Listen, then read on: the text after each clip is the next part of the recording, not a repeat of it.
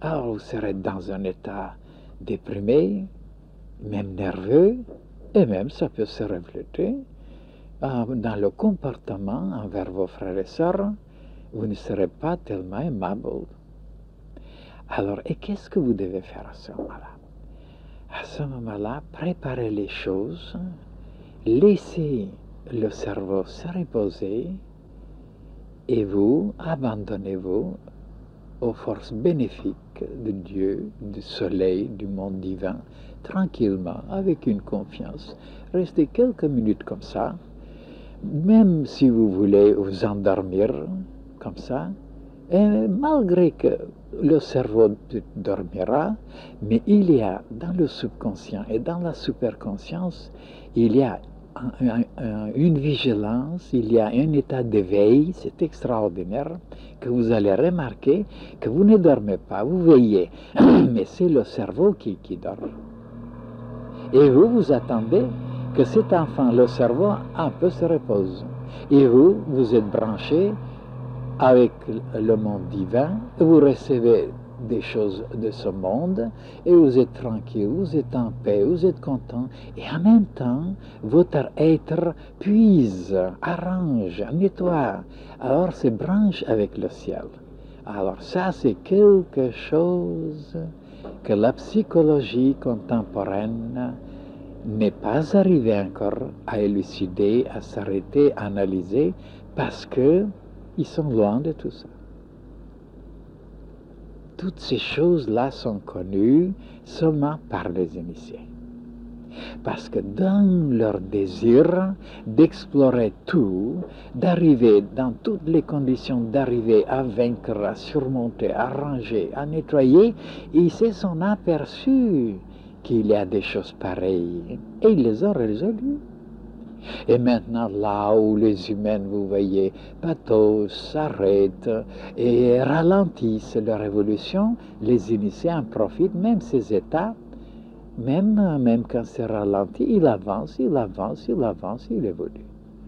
Voilà, je vous révèle quelque chose aujourd'hui de nouveau, de formidable, de profond, de très utile. Pensez, méditez sur cette chose-là. Et vous découvrirez encore des possibilités dans la nature humaine qui sont inconnues. Il y a des possibilités cachées dans l'être humain par l'intelligence cosmique que ça dépasse l'imagination. Voyez? Vous direz, mais comment c'est possible en même temps de dormir et en même temps d'être réveillé? Oui, c'est possible. Parce que l'être humain n'est pas ce que vous vous imaginez. L'être humain n'est pas encore le cerveau. Le cerveau, c'est une formation très en retard, oui, très récente. Le cerveau, par exemple, vous trouverez que tous les animaux, ils ont un petit peu de cerveau. Même les fourmis, les insectes, ils ont des cerveaux. Et les animaux, les fauves, ils ont des cerveaux. Eh oui, mais leur cerveau, qu'est-ce que c'est leur cerveau? Quel est leur fonctionnement? Et c'est un organe qui s'est développé très tard dans l'humanité. Alors, le côté subconscient qui était à la première place, qui était avant le cerveau, c'est le système sympathique qui était tout. Alors, le cerveau est venu après s'organiser et commencer le travail d'analyse, de conscience, de classement, de raisonnement, de jugement, d'étude. Tout d'abord, les créatures, ils se mouvaient, ils mangeaient, ils se battaient, tout. C'était un autre système qui était développé.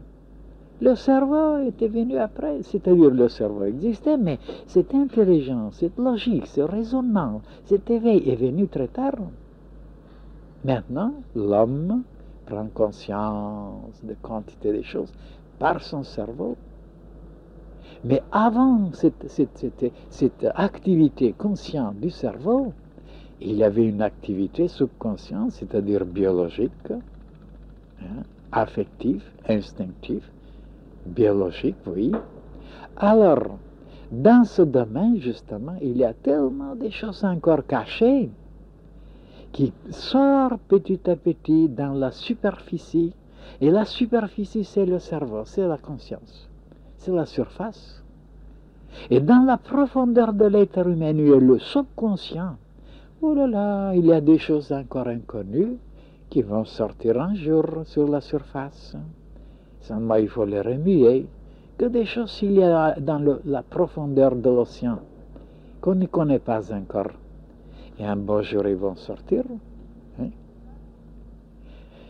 Voilà, mes chers frères et sœurs, quelque chose qui est nouveau pour vous, même c'est nouveau même pour le psychologue, et qu'en approfondissant la vie de l'homme, la nouvelle psychologie descend dans le subconscient. Il explore encore des régions, mais c'est encore par le tâtonnement, par quelques petites expériences.